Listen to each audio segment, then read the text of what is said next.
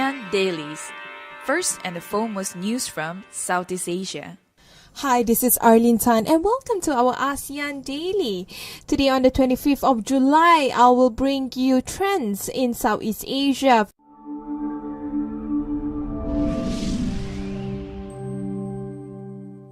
First up, we talk about ASEAN Land Reform. Human rights body are calling for ASEAN land reform according to a news report by Voice of America. So, an international human rights umbrella says that Southeast Asia region are facing the threat of growing conflicts over land between investors and local people, unless legal and institutional reforms are put in place.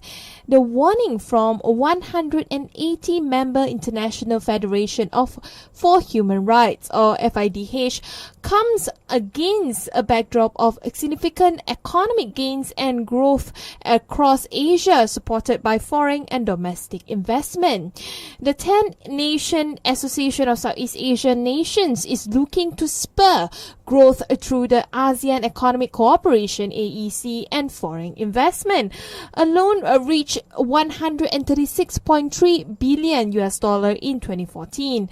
But the opening to investors seeking land to develop for factories and plantations has triggered conflict with local community, especially where laws governing land registration and titles are weak.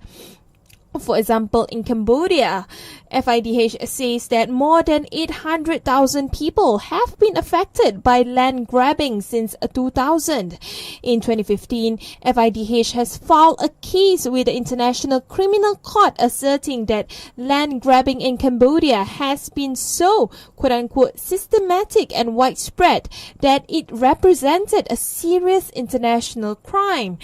Another example, the sugar industry in Cambodia, with strong links to major international buyers in the food industry, has been under the spotlight, with plantations leading the displacement of as many as 16,000 people, according to FIDH.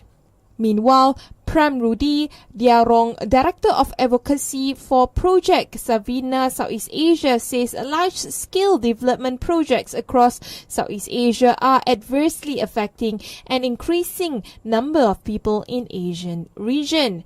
The rapid expansion of the large-scale investment across the border, which many people think is supporting ASEAN by the gathering of ASEAN and make the flow of investment possible. But the trend that he pointed out is that you have the people who are suffering from the large-scale project, according to Prem Rudi told the Voice of America.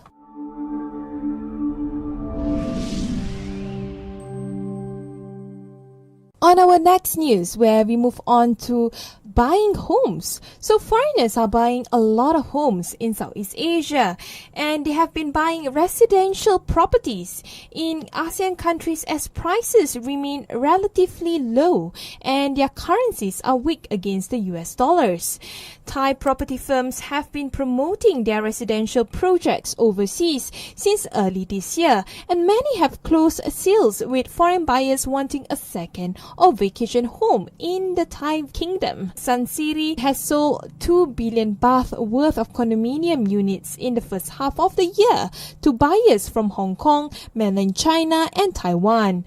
Well, last year, the company recorded 3.5 billion baht in pre-sales from foreign customers, and is expected overseas pre-sales up to 5 billion baht this year. Its overall pre-sales target is 42 billion baht. The implementation of the AEC, or ASEAN Economic Community, this year and a weaker baht have been seen as the main factors boosting foreign demand for condominiums in Bangkok Central District. According to a report by Vietnam News, more than 10,000 apartments were sold in Vietnam in the second quarter of the year. Many of the foreigners were permitted to buy up to 30% of the units in a project. Property consultant firm Jones Lang LaSalle Vietnam told the paper that there has been a strong increase in condo sales to foreigners in Ho Chi Minh City.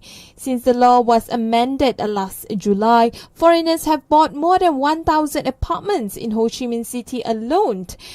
And the total number of units sold in 2015 was double from that of 2014, thanks to growth in both demand and supply and support from banks for both developers and buyers.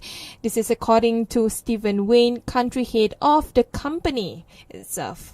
Meanwhile, Indonesia's government now allowed foreigners to own landed houses as part of efforts to boost the economy after the release of a regulation signed by President Joko Widodo in December 22, 2015. According to Jakarta Post, the regulation stipulates that foreigners who hold resident permits are allowed to own houses under the right to use title. While in Myanmar early this year, its parliament finally passed the law of the condominium law that will legally permit foreigners to own up to 40% of condominium building. This is reported by 11 Myanmar.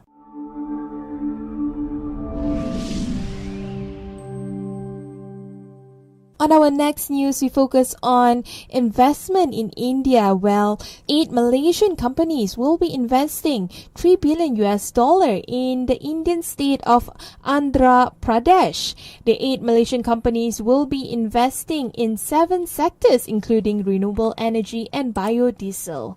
The several memoranda of understanding signed on Thursday between the Malaysian companies and the Andhra Pradesh Economic Development Board are expected to create about 8,000 jobs, according to ASEAN India Business Council co-chairman Datuk Ramesh Kodamal. The value of the MOU signed today is just a fraction of the business potential between ASEAN and India.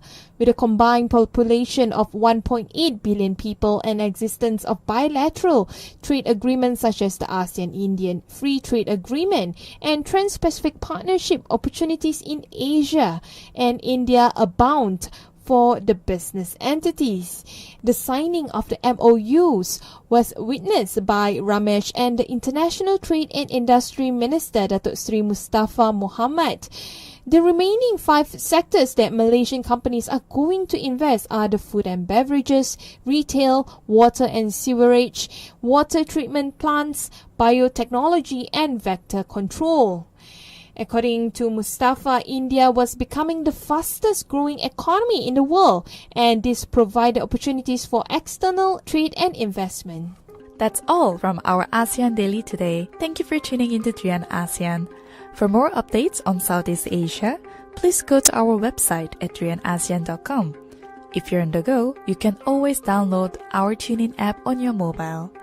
Please subscribe to our YouTube channels at Drian ASEAN and Drian ASEAN TV. Don't forget to follow us on our Facebook page, Twitter, and Instagram. You're now listening to Drian ASEAN, the voice of discovery and sharing.